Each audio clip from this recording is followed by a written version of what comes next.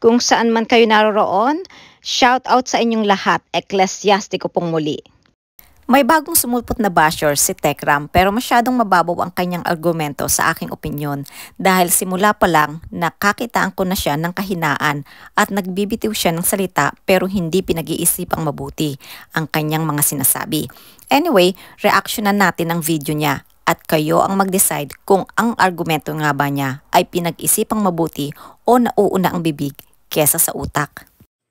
Kung bakit marami kayong nakikita sa social media yung post ko, shine-share po nila, tapos nire-reaksyonan nila.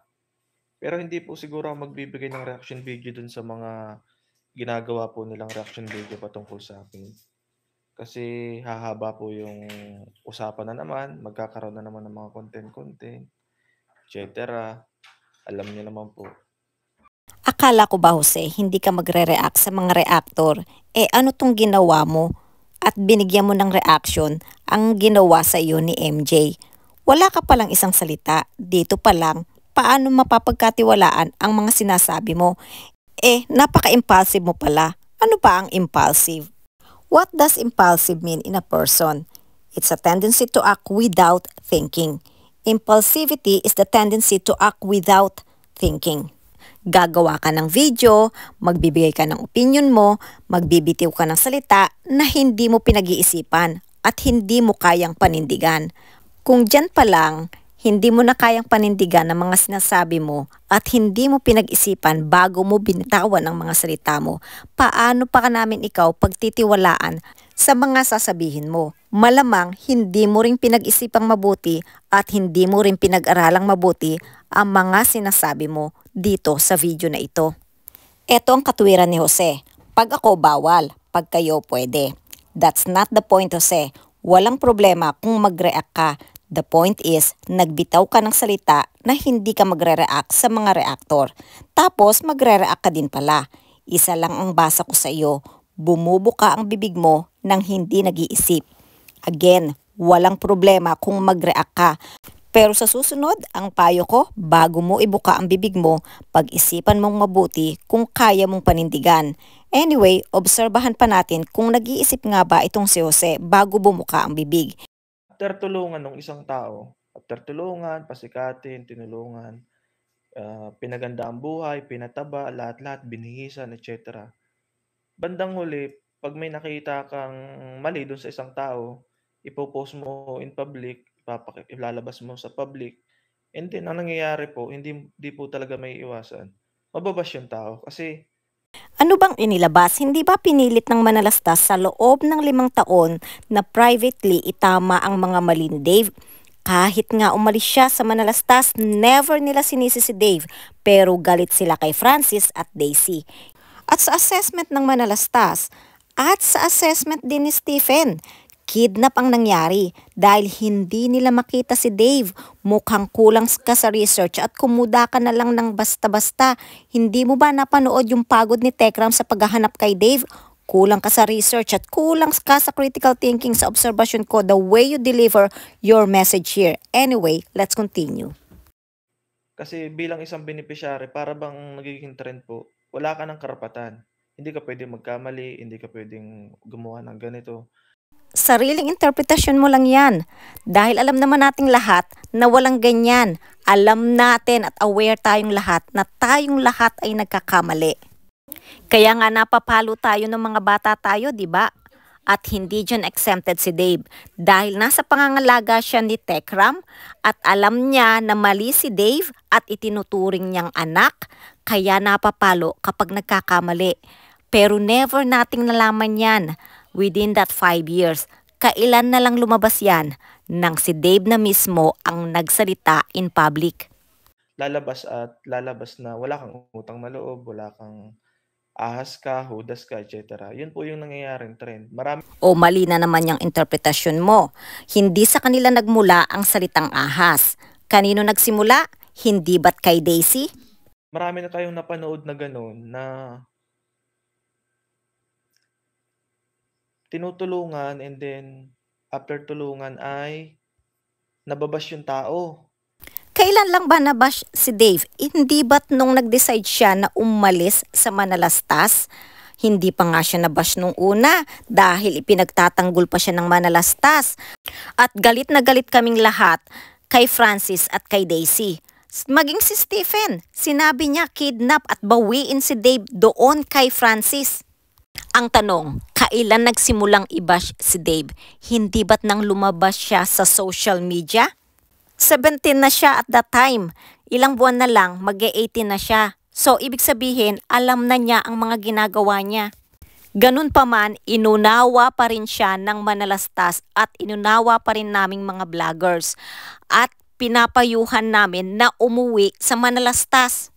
Dahil nauunawaan namin kahit na siya ay mag-18 na, still teenager pa rin siya at may mga desisyon siya na hindi tama, na hindi napapag-isipang mabuti. Kaya hanggang sa kaya naming unawain siya at hanggang sa kayang unawain siya ng Manalastas, inunawa siya. At ang mga sinisisi namin dito ay ang mga ninong at ninang na ang tatanda na mga konsentidor. Bakit imbis na kumuda ka, bakit hindi mo kami tulungan na payuhan si Dave na lumapit at isolve yung kanyang problema dahil siya lang naman na makakasolve nito.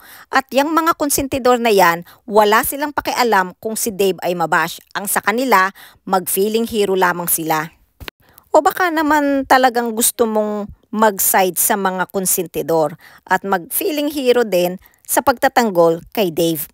Bakit hindi mo payuhan yang mga konsentidor na tumugon sa matagal ng panawagan ng Manalastas na magkaharap-harap nang matapos na ang issue na ito? Bakit instead na pumunta sila sa barangay, gumawa ng fake news si Daisy na lalong ikinasisira ni Dave? So sino ang patuloy na sumisira kay Dave? Hindi ba yung nagturo kay Dave na maglihim at magsinungaling na mga ninong at si Daisy na mapaggawa ng fake news? Sila ang mga sinamahan ni Dave na unti-unting sumira at patuloy na sumisira kay Dave. So para po sa akin, bilang isang ordinaryong tao, dumaan din sa hirap, parang mas mabuti pang hindi mo na lang tulungan yung isang tao kaysa naman darating din yung point na papangalandakan mo rin sa social media yung kahihiyan ng isang tao. Bakit ba lumabas ang lahat ng isyong ito, Brother Jose? Hindi ba't dahil sa pagpo-post at pagko-content ni Daisy? Ngayon, wala bang karapatan na sumagot ang Manalastas sa mga ibinabato sa kanila? Ikaw kaya batuhin ng batuhin, hindi mo ba sasalagin?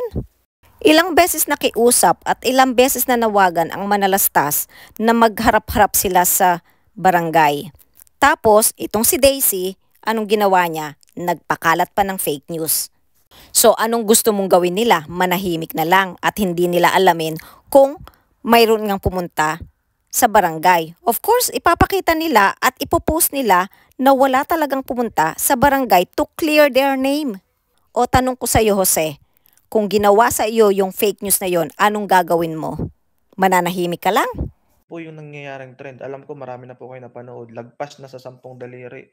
Siguro 20 mahigit na ang ganyang case. Oo, na after matulungan, tapos bandang huli, mapapahiya din yung tao. So, Bakit ba napapahiya si Dave? Hindi ba sa kagagawan ng mga konsentidor na ninong at ninang?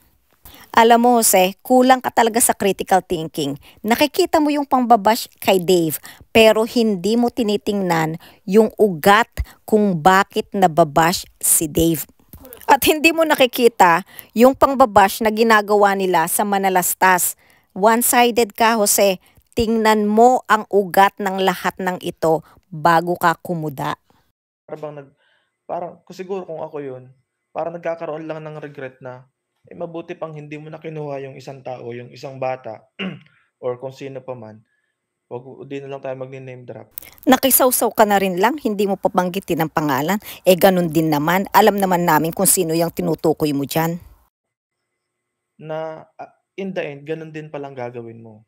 Sino ba ang sinisisi mo dito, Jose? Ang Manalastas? Bakit hindi mo sisihin yung mga konsentidor na ninong at ninang kung bakit nagkaganyan si Dave? Okay naman siya sa loob ng 5 taon until tinuruan nilang magsinungaling si Dave.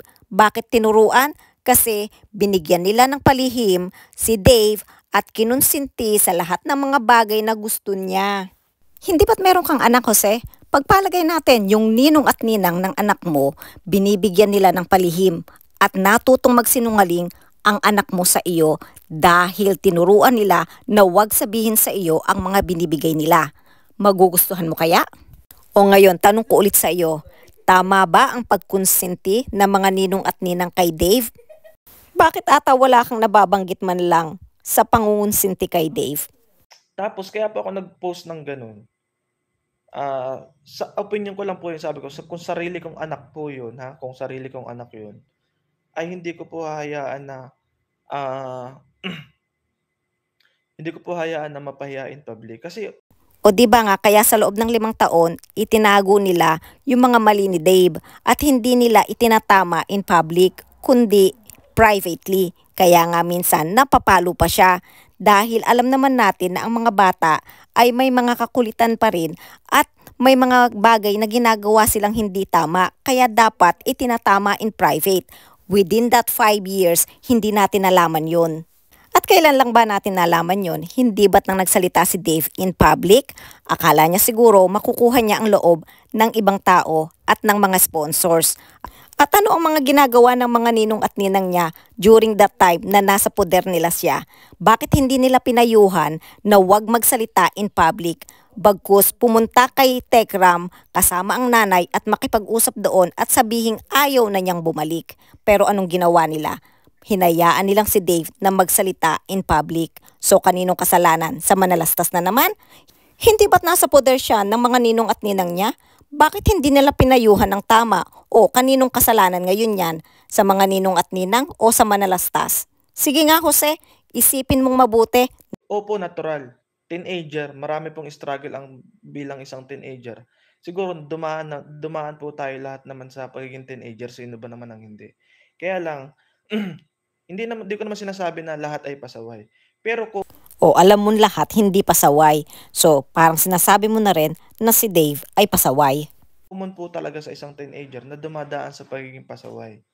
Opo, dumadaan sa pagiging gano'n. Pero And take note, hindi lahat ng pasaway lumalayas. Ang lumalayas lang yung alam nilang mayroon silang tatakbuhan. Unfortunately, madalas sa kanila napapahamak at the end. ang nakita ko pong mali do'n, may mga bagay po kasi talaga na dapat ay private na lang at hindi mo na kailangang i-expose pa kasi magiging kahihiyan po talaga 'yun nung isang tao, nung isang bata o nung isang dalaga o nung isang binata. Magiging kahihiyan po talaga 'yun. Uulitin ko ulit, hindi ba sa loob ng 5 taon, hindi natin nalaman ang mga disiplinang ginagawa sa kanya ni Tekram? Dahil nga, alam naman natin na ang mga bata, ang mga teenagers ay may kakulitan at may mga bagay na ginagawa na hindi natin nagugustuhan. At hindi natin nalaman yan within that 5 years. At kahit na nga may mga ginawa yung mga pinagkatiwalaan ng manalastas, hindi pa rin nakalabas ang ilan dyan. At hindi pa rin nila ginawang issue. Ganun kabait ang manalastas. Pero anong ginawa nila? Gumante dahil sa galit nila? At sino ang isinangkalan nila para masira ang manalastas? Hindi ba't si Dave? So sino ngayon ang may kasalanan? Sino ngayon ang sumira kay Dave? Ang manalastas o ang mga ninong at ninang na mga konsentidor at may mga galit sa puso at may mga personal na interes?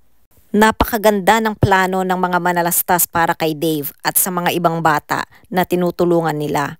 Napakaganda ng kanilang mga adhikain para sa mga kabataan na kanilang pinag-aaral. Pero ano ang ginawa ng mga ninong at ninang na sana'y naging katuwang sa paghubog sa tamang kaisipan, sa pagtama sa mga maling desisyon, sa pagpayo ayon sa katuruan ng Diyos? Iyan ang obligasyon ng ninong at ninang. Hindi ibigay ang lahat ng gustuhin ng inaanak hanggang sa matutong magsinungaling sa tunay na ina at tumatayong magulang. Sino ang nagbigay ng mga material na bagay at kumonsinti sa lahat ng gustuhin ni Dave? Ang manalastas ba? O ang mga ninong at ninang na sinamahan niya ngayon? Tanong ko ulit sa'yo, sino ang sumira sa napakaganda sanang future ni Dave? Bakit ata nagbubulag-bulagan ka sa mga ginawa ng mga ninong at ninang na konsentidor? Kaya or kung gusto man niyang i-expose yung kanyang sarili, siguro later on na lang at hayaan niyo yung sariling tao mismo ang makapag-expose ng kanyang sarili, kaysa naman po ibang tao. Kasi magiging halimbawa may mga case pong gano'n na may mga bad attitude sila before tapos nagsasalita sila later on na nagiging inspiration po dun sa mga nakakapanood. Pero kung, ah, halimbawa ikaw yung bata, ikaw yung gano'n, nasa gano'ng sitwasyon, i-expose ka ng ibang tao, kahihiyan mo po yun.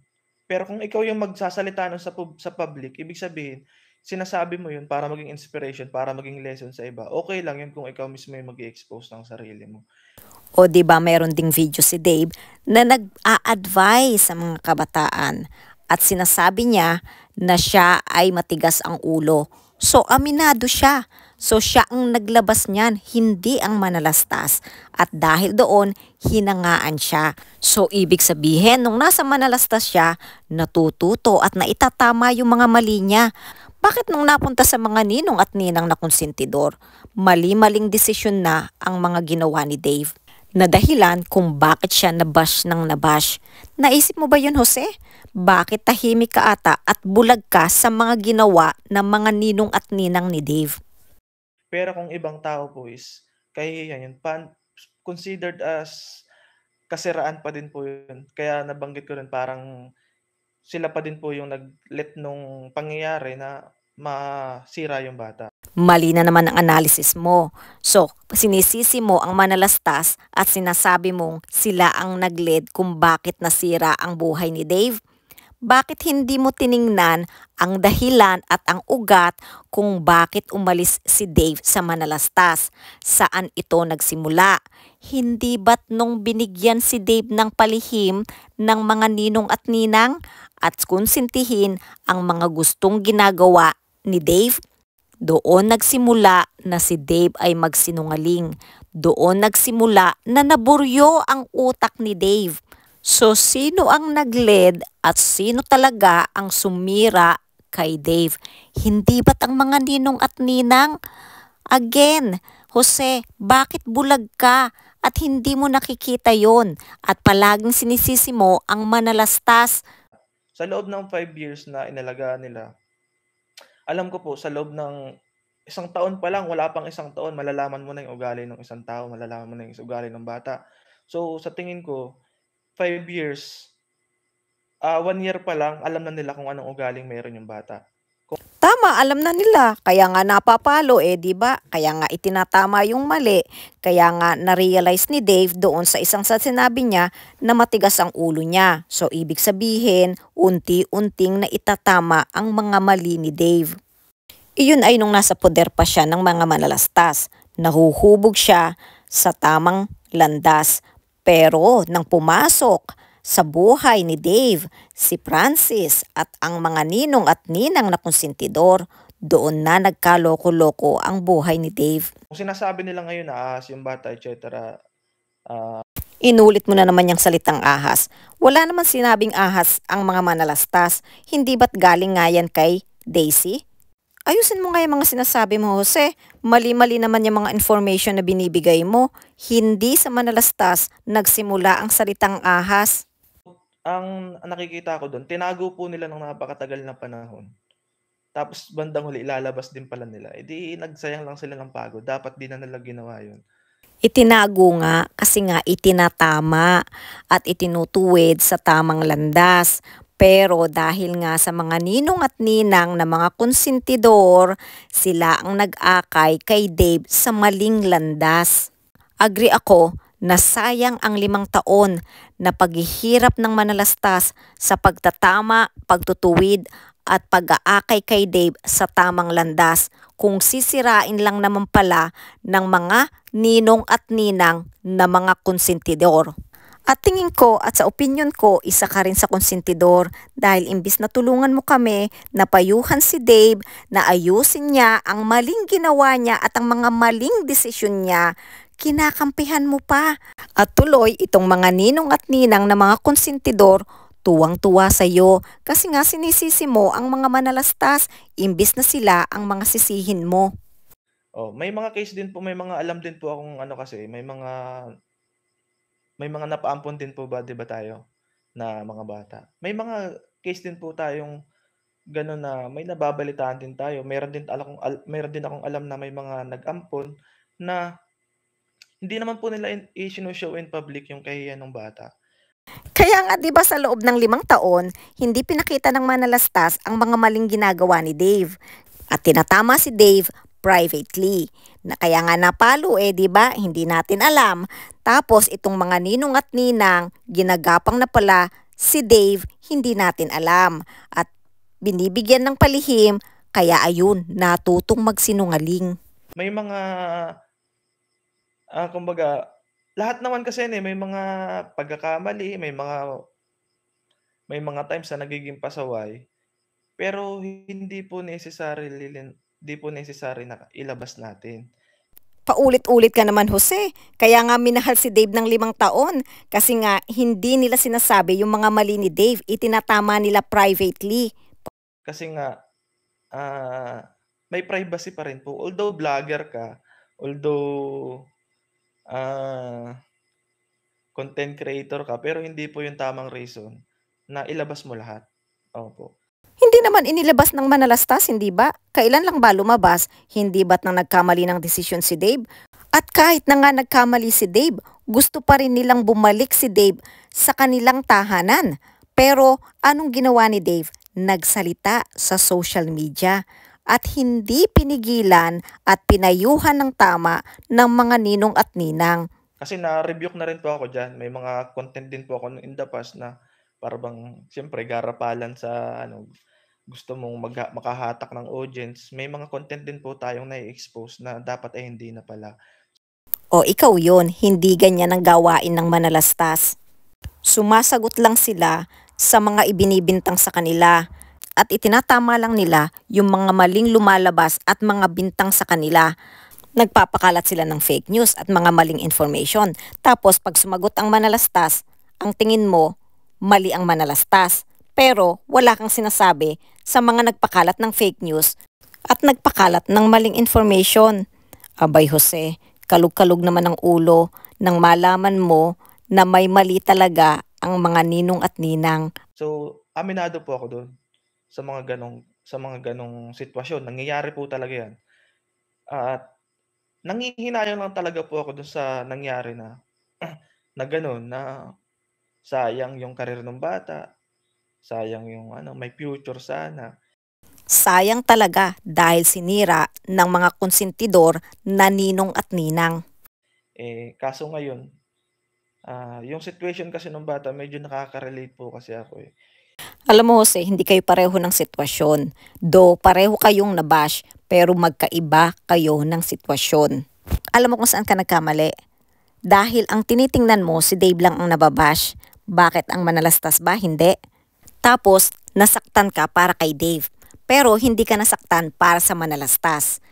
And the big mistake that you made, hindi mo inalam yung ugat ng sitwasyon at hindi mo binalanse ang magkabilang panig. Yung iba kasi diyan bash bash ng bash na lang. Hindi nila alam yung bigat ng bashing sa social media.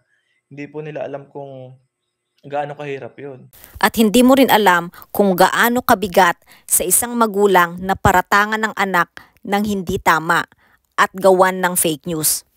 At tanong ko sa iyo, Jose, naramdaman mo ba ang sakit na naramdaman ni Inda na paratangan ng kanyang anak ng walang katotohanan at gawan ng mga fake news? Ikaw, nung nabash ka, hindi ba't pinilit mo ring magpaliwanag at ipinagtatanggol ka rin ng mga nakakakilala sa inyo? Ano ang pagkakaiba ng ginagawa ng manalastas ngayon? Tulad ko, kinaya ko, paano yun kung hindi niya kinaya? Bago kasi gumawa ng isang bagay, mag-isip muna at sa mga nakakatanda, huwag niyong ibuyo ang mga nakakabata sa inyo na magdesisyon ng mali na ikapapahamak nila. Pag nagkamali, aminin. At kayong nakakatanda ang magpayo ng tama, hindi yung nagmamatigas pa. Ano ba naman yung lumapit ka at makipag-ayos? Kung ikaw naman talaga ang nagkasala at nagsinungaling at ikaw na ang gumawa ng mali, magtatago pa ba ikaw sa saya ng mga ninong at ninang mong konsentidor? Hindi niya kayanin. Ang tanong ko naman sa Jose, paano kung namatay si Inda dahil sa sobrang galit dahil hindi niya kinaya ang mga paratang sa kanyang mga anak at mga fake news na ginagawa sa kanyang mga anak? si Dave na bash dahil sa kagagawa na rin ng mga konsentidor na ninong at kay Daisy na mapaggawa ng fake news. Gano'n po yung ano, yung parang feeling ko do'n. Ako po kasi 'pag meron akong gustong sabihin, naisasabi ko kaagad, parang hindi na ako nag-iisip na baka may magalit sa'kin, hindi, sinasabi ko talaga po 'yun. Na kaya niya nga magsinungaling, di ba? Tapos may mga kasama pa siyang mga konsentidor at mga sinungaling na ninong at ninang. Kaya kakayanin niya yan. At isa pa, hindi na siya bata kaya kaya na niyang gumawa ng desisyon na tama kung gugustuhin niya. Sige, basa muna tayo ng comment. Elvera de Cacha, ikaw anong nagawa mong mabuti sa batang kargador? Ito pa yung lumalabas na term. Ito pa ha, dati hindi niyo binabanggit yung kargador-kargador. O anong masama sa pagiging kargador? Wala, sinabi ba naming masama ang pagiging kargador? At isa pa, iyon naman ang katotohanan, hindi ba? At doon siya nakilala at doon din siya naging inspirasyon para sa marami. So anong nirereklamo mo kung tawagin siyang kargador? Dahil kung di rin naman siya kinuha ni Tekram, marahil kargador pa rin siya hanggang ngayon. Marangal na trabaho yun. Oo naman, bakit sinabi ba naming hindi marangal na trabaho yon? Sino ba ang nagsabing hindi marangal na trabaho yon? Ako nga, kung talagang walang-wala at kung talagang yun lang yung way para makakain ka, magkakargador ako, walang problema yun, marangal yun. Nagdrama ka pa talaga dyan. Wala namang sinasabing masama ang pagiging kargador at wala namang nagsasabing hindi marangal na trabaho yon. Bakit mo ba binibigyan ng big deal ang pagiging kargador at ang pagtawag kay Dave na kargador? Ikaw lang ang nagbibigay ng masamang kahulugan at binibigyan mo ng big deal ang pagtawag ng iba sa kanya na kargador. Baka nga si Dave proud siya na naging isa siyang kargador. Isa magnakaw ka. Yan, yun yung, ito yung hindi nyo nakikita. Ikaw ang hindi mo nakita, yung nilunod si Dave sa mga material na bagay at sa makamundong bagay.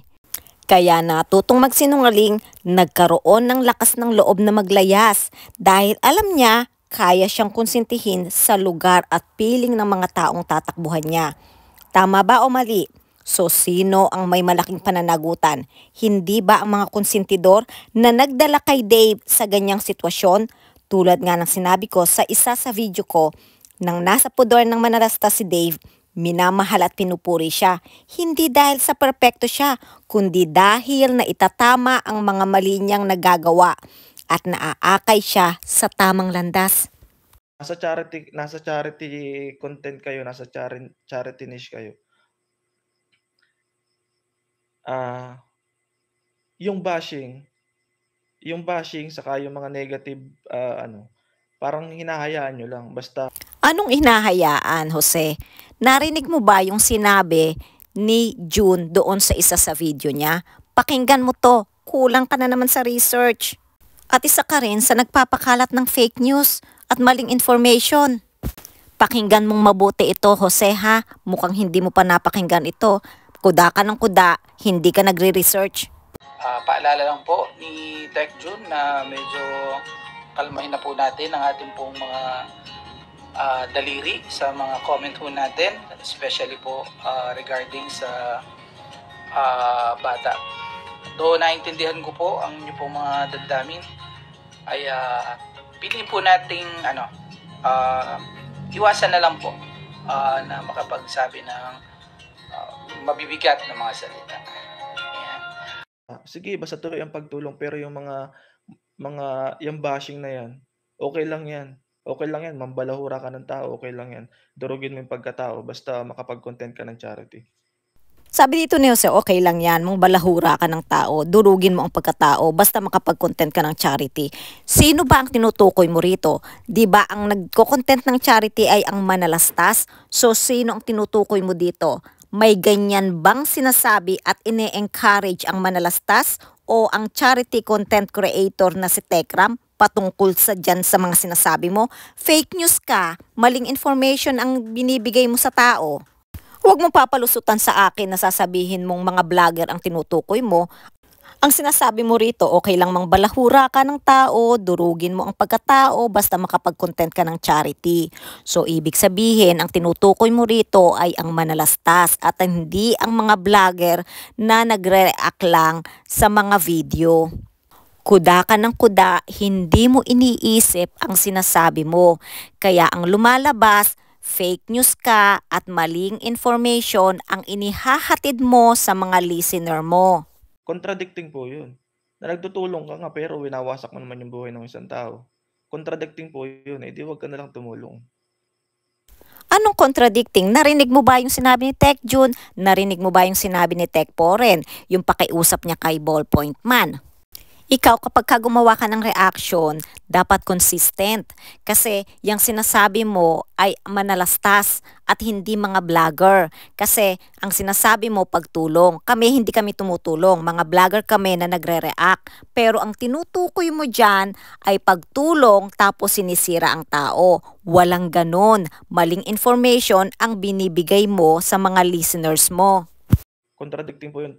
Tulad kayo, sinusuportahan niyo yung charity. Tapos sinusuportahan din ninyo yung pagsira nung pagkatao ng isang tao. Ikaw, sino ang sinusuportahan mo? Yung mga konsentidor na nagbigay ng palihim kay Dave ng pera at nagbigay ng lahat ng gustuhin ni Dave? Yung mga taong sumira sa relasyon ng mag-ama? Mga taong kumonsinti at nagturo kay Dave na magsinungaling? At isa ka rin ba sa sumusuporta na siraan ng manalastas? Kaya ba pinapalakpakan ka ng mga konsentidor? Kaya ba hindi mo kinukundi na si Daisy na nagpakalat ng fake news laban sa manalastas? So siguro isa ka sa kanila. Eh di contradicting yun. Very contradicting po yun sa inyong sarili kasi charity, pagtulong, tapos pagwasak. Ano yun? Contradicting po yun. Paulit-ulit ka at mali-mali yung mga interpretasyon mo. Hindi sila ang sumira kay Dave. Kilalanin mo ang mga sumira sa magandang sinimulan ng manalastas. Huwag tatanga-tanga sa pag-alam ng tunay na ugat ng issue na ito.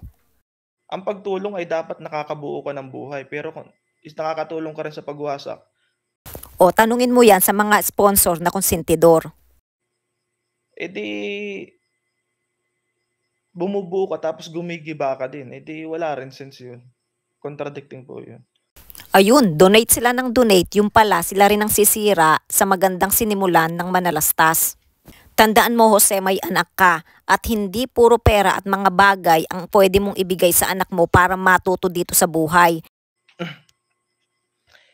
Ace, dapat inayos na lang nila in private at idaan sa legal kung ano gusto nila may mananagot kung may.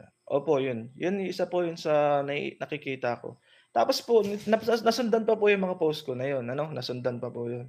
Ganun talaga po ako magsalita. Pero hindi po, wala po akong personal na galit sa kanila. Wala po akong personal na galit sa kanila. Wala kang personal na galit sa kanila, pero indirectly, sinisiraan mo sila. Sabihin mo ba naman okay lang mambalahura ka ng tao, durugin mo ang pagkatao basta makapag-content ka ng charity? Hindi ba't fake news yan? At iyan ay isang paninira? Nasasaktan lang po talaga ako dun sa mga nangyayari. Kasi na-observe ko. Nasundan pa po yun eh. Ina-observe ko, sabi ko, patatagalin kaya nito. Kasi Hindi nila pinapatagal, hinihintay nga nila na si Dave ang lumapit. Hindi ba't lumapit na nga si Apple sa kanila, yung nanay ni Dave? At ngayon, may pangako yung si Apple sa manalastas. Pero until now, hinihintay nila. So sino ang nagpapadelay? Ang manalastas ba o ang kampo nila Stephen? nakikita ko kasi, sabi ko, pag pinatagal nito, ang issue, parang pare-parehas na lang. Pare-parehas na lang dun sa mga karanasan natin before. Sabi ko, yari tayo dito. Akala ko okay yung performance nila. Ay naku Use, sa amin na mga supporter ng manalastas, okay pa rin ang performance nila.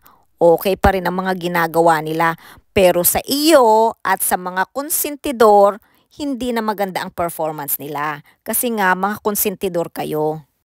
Kasi tinitingala sila ng maraming tao. Tapos syempre, iba yung ano nila. Tahimik sila, wala silang masyadong issue before. Tama, wala silang issue dahil nga sa kanila walang masamang tinapay. Kaso nga, kapag may mga bagay nakikita silang hindi tama, hindi nila kinukonsinte, itinatama kaagad nila ng maayos na paraan. Kaya nga hindi lumabas yung kay Francis before, hindi ba? At yung kay Rex, lumabas man dahil mayroon talaga siyang kasalanan at kailangan linawin nila sa social media. Ngayon, nagalit ang mga yan sa manalastas at gumante at ang ginamit nila ay si Dave. Yan ang nakikita ko at obserbasyon ko sa mga pangyayari. Ikaw, nakita mo ba yon, Jose? Kaso nung na-observe ko po parang pinapatagal po nila inaabot na po ng 1 month. Mali-mali talaga ang mga interpretasyon mo at mga obserbasyon mo at mga nag-gather mong information. Hindi sila ang nagpapatagal.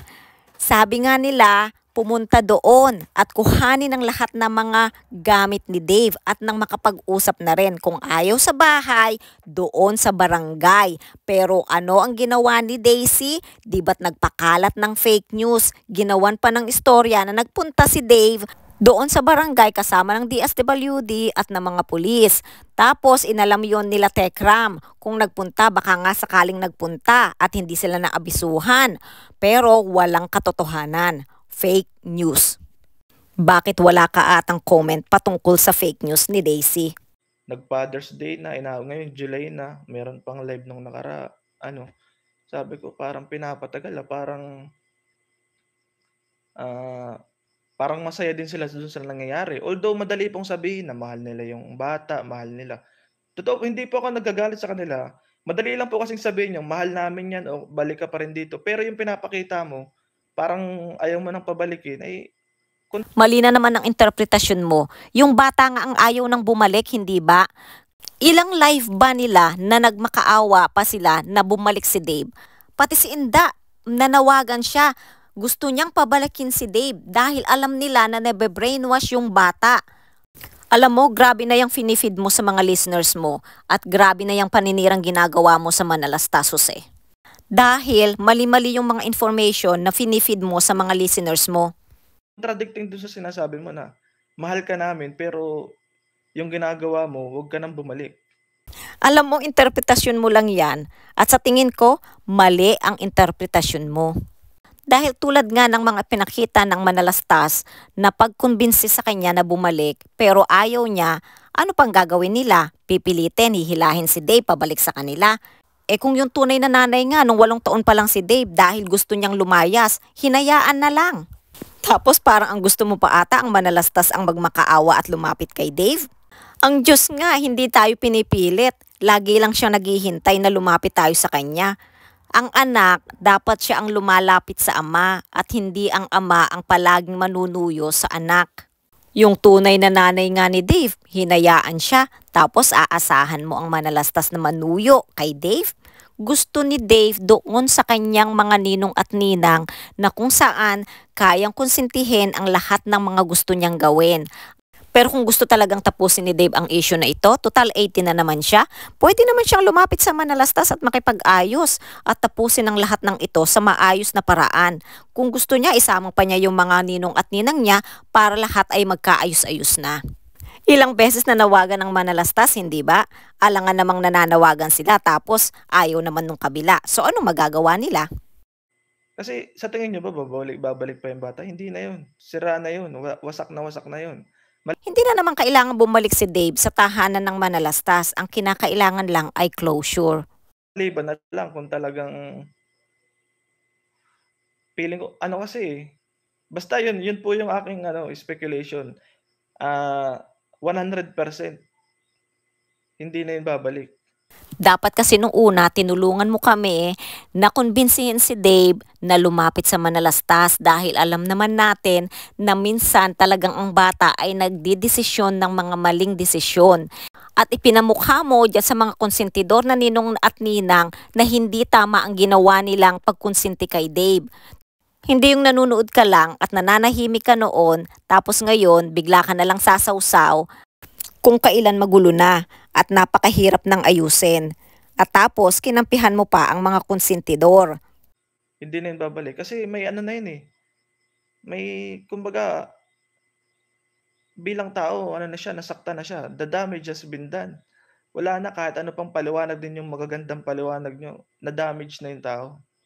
Sisihin mo kasi yung mga konsentidor. Tapos yung mga naninira sa Manalastas, alangan namang hahayaan namin na siraan ng Manalastas, alangan namang hindi kami magsasalita, gayong nakikita naman namin na nagpapakalat sila ng fake news. Tapos ikaw, wala kang sinasabi patungkol sa mga ginagawa nilang fake news laban sa Manalastas. Kumampi ka pa talaga dyan sa mga konsentidor. Wala na yun. Ruby Micayer, ayan, Eileen. Hindi mo ba alam na pinagtatakpan nga nila yung ginagawa ng bata? Ito, sabi ni Mel Llanes, hindi ko daw alam na pinagtatakpan. Pero panoodin po ninyo yung mga live nila. Napapanood ko rin ha, huwag niyo po sabihin na hindi ko napapanood kasi nakapublic naman po yun. Sinasabi lang nila na pinagtatakpan, etc. Pero obserbahan po ninyo yung mga content nila, yung mga live stream nila. Indirectly, sa kanila po nanggagaling yung mga chismis ng bata. Hindi ka rin talaga magaling mag-analyze, Jose. Hindi mo ba alam kung bakit lumalabas ang lahat ng mga yan? Dahil na rin sa mga sinasabi nila Daisy at Stephen at Rex? Hindi ba't ikaw nasiraan na rin dito sa social media? Hindi ba't sinikap mong magpaliwanag? So ganun lang din ang ginagawa ng manalastas. Sinasagot nila ang lahat ng mga lumalabas na mga fake news at mga information na maling lumalabas dito sa social media. Alam nga namang manahimik lang sila. Yung mga kumakalat sa social media na ikakachismis ng bata, ikakasira ng bata, sa kanila po nanggagaling. Saan ba manggagaling yun? Wala namang ibang panggagalingan, di ba? Mali ka dyan, kasi ako may alam din at inilabas ko rin yun sa social media. Dahil sobra-sobra na ang ginagawa nila sa manalastas. Lahat po ng makikita nyo dyan sa bashing sa comment section, kung ano yung bata, lahat ng na andun. Sa channel nila or sa anumang channel, sa kahit alinong channel, mga basher ng bata, saan yun nanggaling kung hindi nila ilalabas, di ba? Lahat na ng ginagawa ng bata, sinabi na lahat na basta lahat na. Sabi ko nga doon sa aking comment minsan baka nga pati pag-ebak ng bata, gusto pa nila sabihin kung paano umiebak yung bata. Ikaw may masabi lang talaga. Hindi pa nga nila inilalabas lahat tapos ikaw nagko-conclude ka na kaagad ng ganyan. Exaggerated ka masyado. Alam mo, malinaw na gusto mo talagang siraan ang manalastas. Pati ba naman yung mga ganyang salita, sasabihin mo? Oo. Iyon po yung point ko doon na kung ano lang talaga, kung normal kasi sa bata yung ganun, may nag-girlfriend, nagpapasaway, tumitikim ng mga bagay na mga normal po yun. Pero ang hindi normal, i-broadcast mo. Pasensya ka na, Jose, ha? Pero sa totoo lang, natatangahan na ako sa iyo. Kasi mali-mali yung analysis mo. Hindi nga sila ang naglabas for 5 years. Walang lumabas. Kailan lang lumabas yan? Nang si Dave ay umalis na sa manalastas. Hayaan niyo yung bata kung gusto niya i-broadcast yung sarili niya. Pero kung ikaw magbo-broadcast, parang makakapaisip po yun. Oh. Nung nasa manalastas si Dave, brinodcast niya yung pangit sa kanya. Pero napuri pa rin siya dahil naitatama ng manalastas ang mali ni Dave. Pero nung nasa mga konsentidor na siya, doon na siya nabash ng nabash dahil hindi siya napapayuhan ng tama. Rose Ventura, ako ipaulit-ulit sa mga sasabi mo, kakaumay na. Ay, nako. Sige, okay lang. Pwede naman po kayo mag-skip. Ako po, nagsasalita lang dito. Opinion ko lang po ito at sinasabi ko lang po yung aking, kasi maraming kumakalat po na, pati gusto nila ipa-mass report ako doon sa team nila. Okay lang po yan. Hindi po ako after sa channel. Kasi kung after lang po ako sa channel ko at sa views ko, kakampihan ko sila. Okay, clear na. So, ang kinakampihan nitong si Jose ay ang mga konsentidor. Kasi sila po yung mas malaking community kung yun lang iisipin ko. Isipin niyo pang mabuti. Kung after lang ako sa channel at sa views, syempre, garapalan na to. Kakampi ako dun sa sikat. Diba? Alam mo, Jose, hindi pinag-uusapan dito kung sino ang sikat at hindi sikat. Ang dapat na inaalam mo kung ano ang pinakaugat ng issue na ito at sino ang mga tunay na sumira kay Dave na dahilan kung bakit siya nababash ngayon. Pero dahil may nakita akong hindi ako after dyan. Kahit nga, sige, mag-unsubscribe na kayo, etc. Hindi po ako after dun. Kasi di nga po ako umasa sa channel lang, nagtatrabaho po ako. Dapat nag-concentrate ka na lang sa trabaho mo. Okay naman ang makisawsaw sa issue.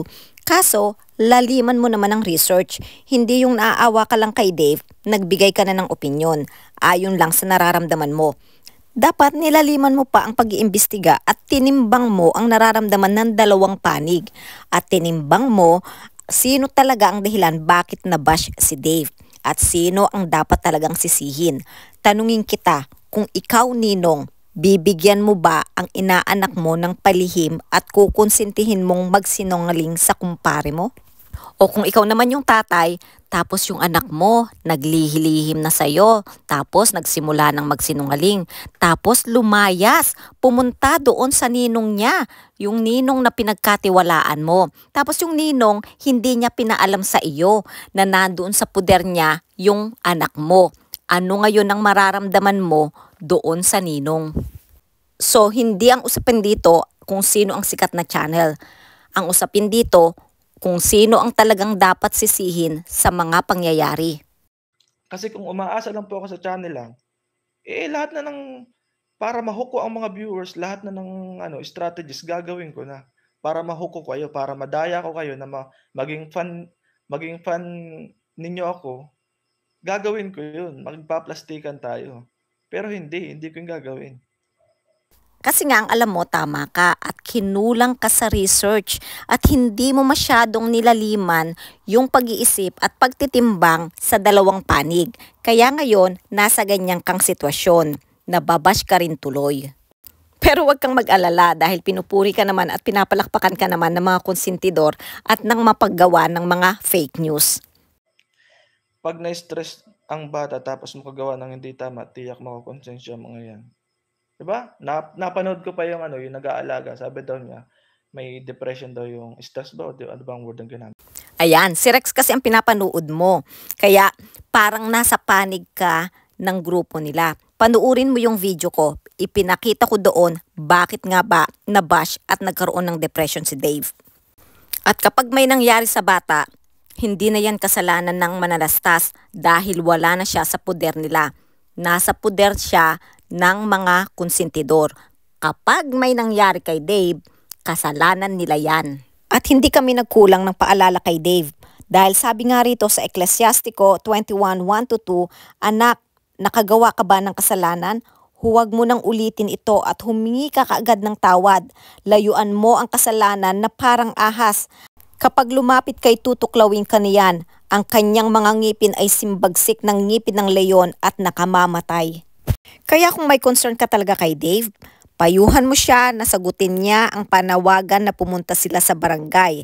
Makipag-usap at makipag-ayos na siya sa manalastas nang matigil na ang lahat ng pangbabash at mag-move on na ang lahat. 18 na siya at hindi na bata, kaya kayang-kaya na niyang magdesisyon ng naaayon sa kagustuhan niya. Basta may something like that na gano'n. Gano'n daw yung, I think bago mag-birthday 'yun. Tapos nakikita ko pa yung pati ba yung birthday ginagawang big deal, nilangaw daw et cetera. Ayan ka na naman. Nagsalita ka na naman ng hindi ka na naman nag-research. Alam mo ba kung bakit nabash si Dave dahil dyan sa birthday na yan? Dahil nagyabang ang mga ninong at ninang. At ginawa talaga nilang big deal yung 18th birthday ni Dave. Tapos, ang dami pa nilang pinagpo-post sa social media. Of course, magre-react ang iba at hihintayin talaga yung 18th birthday ni Dave. So, ngayon, kaninong kasalanan na naman? Sa manalastas na naman? Yan na naman, kahit nga nag-birthday ka wala kang handa, okey lang 'yun. Basta masaya ka, may peace of mind ka, 'di ba? Tapos parang ginagawa nilang big deal. Itong si Jose, pag magbigay ng reaction, parang out of this world. Kasi magbibigay siya ng reaction ayon sa opinion niya, pero hindi niya ibabase doon sa sitwasyon. Bakit ba nabash? Bakit ba naging big deal? Kasi nga Jose, ipinagmalaking mabuti ng mga ninong at ninang at kung ano-ano pang pinagpo-post sa social media. Ngayon, syempre, aasa yung mga tao, papanuurin yan, aantabayanan, tapos na-disappoint sila sa kinalabasan ng mga pangyayari. Ganun yun. Kung hindi nagmayabang ang mga ninong at ninang, walang issue. So kasalanan na naman ng mga ninong at ninang. Gets? Opo, ako po talaga aminado po ako diyan, meron po akong mga nagawa in the past na siguro kung babalikan natin may mga fault din po 'yun. Opo, aminado po ako do'n, nagko-confess po ako do'n. Kaya, saka 'yun gusto ko lang talaga pong putulin na 'yung trend na gano'n na, huwag mo ng tulungan kung sisirain mo din bandang huli, 'wag na. Hay naku Jose, sobrang maling pangangatwiran. Anong wag ng tulungan? So hayaan na lang ang mga bata na lumaki na lang sa lansangan. Ang payuhan mo yung mga ninong at ninang, sabihin mo sa kanila kung tuturuan nyo rin lang na maging materialistic ang bata at tuturuan nyo lang na magsinungaling, hindi namin kailangan ng pera at mga regalo nyo. Hindi kayo ang klase ng ninong at ninang na kailangan ng mga bata. Ganon, hindi yung sasabihin mong wag nang tulungan ng bata. Di mo na lang sana kinuha yun sa ano, or wala ka na lang sanang ginawa. Hinayaan mo na lang sana. Kung ikaw lang din ang magiging instrument para masira lang yung ano, para masira lang yung tao. Sabihin mo yan sa mga ninong at ninang na bigay ng pera, bigay ng regalo, tapos sila rin pala ang sisira sa bata. Hindi sa kumupkup sa bata na sinubukang ayusin ang katayuan ng bata, itinatama at itinutuwid ang mali, inaakay sa tamang landas, tinuturo ang maging responsable at inaakay patungo sa landas na tama. Tapos, sisirain lang ng mga ninong at ninang na pinagkatiwalaan, iyon ang mga pagalitan mo, iyon ang sabihin mo na wag na lang pumasok sa buhay ng bata kung sisirain lang nila ang magandang sinimulan ng mga kumupkop sa bata. Oh, useless po yun lahat ng millions na ginastos mo. Walang silbi yun. Kung bandang huli lang din ay, ito, real talk po, walang silbi po yun kahit ilang million pa, kahit 3 million, 10 million, wala pong silbi yun. Aanin yun ng isang tao kung kahihiyan lang din ang aabutin niya. Diba? Diba? Tama, walang silbi dahil kung kayong mga sponsor at mga ninong at ninang ay kukonsintihin nyo lang ang mga bata at tuturuan nyong maging materialistic, abay walang silbi ang lahat ng ibinigay ninyo kung hindi matututo ang mga bata ayon sa turo ng Diyos at sa tamang landas ng buhay. Di baling wala siyang maayos sa tirahan basta meron siyang dignidad. Yun po yun. Binigyan ng manalastas ng dignidad si Dave. Pero anong ginawa ng mga ninong at ninang? Sinira lang nila ito. Delma Millares, hi, Elisaw Darby. Alam ko po, hindi po lahat mag-agree sa sinasabi ko, pero At maraming hindi talaga mag-agree sa sinasabi mo. Dahil ang nag-agree lang naman sa mga sinasabi mo ay yung mga konsentidor. ito po ay sinasabi ko lang para para maging balanse lang po yung ano. Kasi sa sobrang pagkapanatik po natin, minsan di na po tayo nakakapag-isip. Hindi pagiging panatiko ang pinag-uusapan dito, Jose. Ang pinag-uusapan dito ay kung sino ang tama, kung sino ang nag-akay sa tamang landas, at sino ang nag-akay sa maling landas. Or sa sobrang galit natin sa isang tao, di na tayo nakakapag-isip. Tulad sa akin, kahit anong sabihin ko, ang daming basher. Kahit tama naman yung sinasabi ko, binabash. Tingin mo lang na tama yung opinion mo. Tingin mo lang na tama yung mga sinasabi mo. Pero tanong ko sa iyo, tama ba na kampihan mo yung mga konsentidor? Doon pa lang dapat napapaisip ka na, Jose. Uulitin ko ang tanong na ito sa iyo, Jose. Kung yung anak mo ay may ninong at ninang at bigay ng pera at material na bagay sa anak mo hanggang sa natutong magsinungaling at maglihim sa iyo, matutuwa ka ba? Hanggang dito na lang muna, mag-isang oras na pala, nawili ako sa dami ng gusto kong sabihin. Anyway, salamat sa pakikinig. Hanggang sa muli, take care and God bless.